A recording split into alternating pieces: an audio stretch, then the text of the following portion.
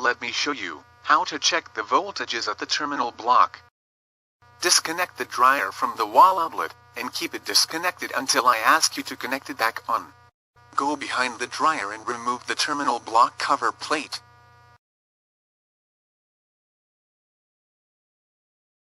Connect the dryer to the wall outlet. To minimize the chances of an electrical shock, please make sure that no part of your body touches the dryer while the dryer is connected to the wall outlet. Set your multimeter to read higher than 240 AC volts. It is very important that you know how to use your multimeter to read AC volts. If you don't know how to use it, read the instructions that came with the multimeter before proceeding. Take a reading between the two outside terminals on the terminal block like this. The reading should be close to 240 AC volts.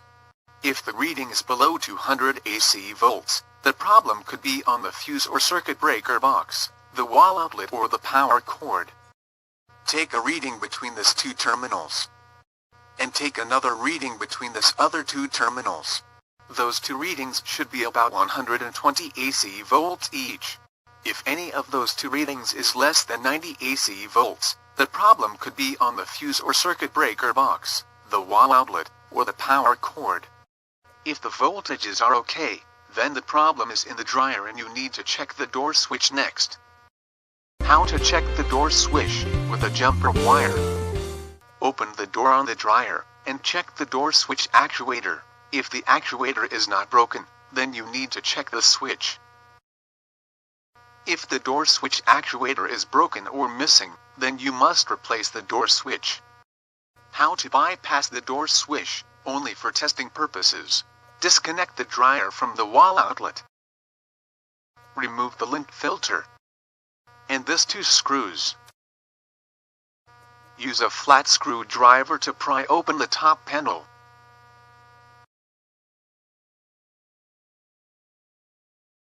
Use a small screwdriver to disconnect the door switch from the wire harness. And place it on top of the front panel, like this. Make a jumper wire like this. To make one, all you need is a piece of wire. Strip the two ends and apply solder to the two ends. File the ends so they fit inside the terminals on the wire harness.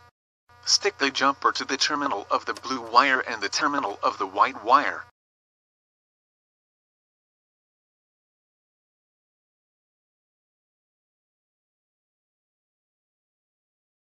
Use electrical tape to insulate and hold the jumper wire in place. Lower the top panel, and let it rest on the holding clips. Connect the dryer to the wall outlet. Set the timer on the beginning of a cycle, and turn it on. If the dryer runs with the door open when you use the jumper wire, that tells you that you need to replace the door switch. Warning: it's not safe to keep running the dryer with a bypass door switch. If the door switch is bad, you must replace it with a new switch. Remove the electrical tape and the jumper wire. Remove the two door switch holding screws and remove the bad door switch. Set the new door switch in place and secure it with the two holding screws. Connect the new door switch to the wire harness. Lower the top panel. Align it, and push it down to lock it in place. Screw these two screws. And install the lint filter. How to check the door switch with a multimeter. Disconnect the dryer from the wall outlet. Remove the lint filter. And these two screws. Use a flat screwdriver to pry open the top panel.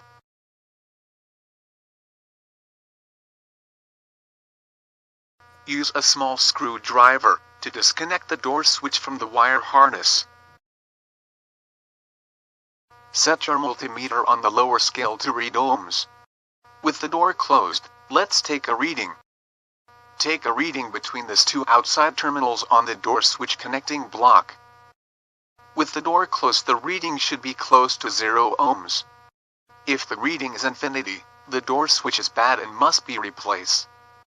Take a reading between these two terminals on the door switch connecting block. With the door closed, the reading should be infinity. If the reading is close to 0 ohms, the door switch is bad and must be replaced. Let's take a reading with the door open.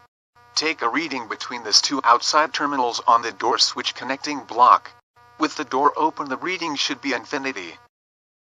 If the reading is close to 0 ohms, means that the contacts are welded together on the on position and the door switch is bad and must be replaced. Take a reading between these two terminals on the door switch connecting block. With the door open, the reading should be close to 0 ohms. If the reading is infinity, the door switch is bad and must be replaced.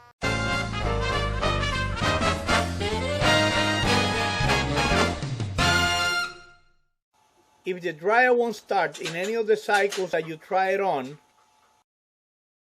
the problem could be a bad timer.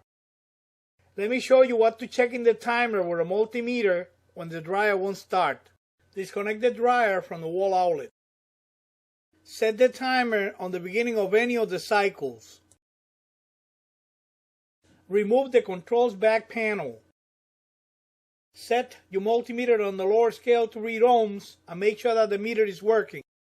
Disconnect the black wire from the timer. You need to take a reading between the terminals on the timer marked BK and BU. The reading should be close to 0 ohms. If the reading is infinity, the timer is bad and you need to replace it.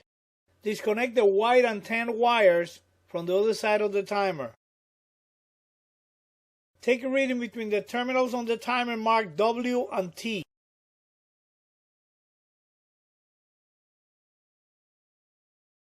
The reading should be close to 0 ohms. If the reading is infinity, the timer is bad and you need to replace it. Remove the knob from the timer. Unscrew the two timer holding screws and remove the timer with all the wires attached to it. Set the new timer in place, secure with the holding screws, and transfer the wires one by one from the bad timer to the new one.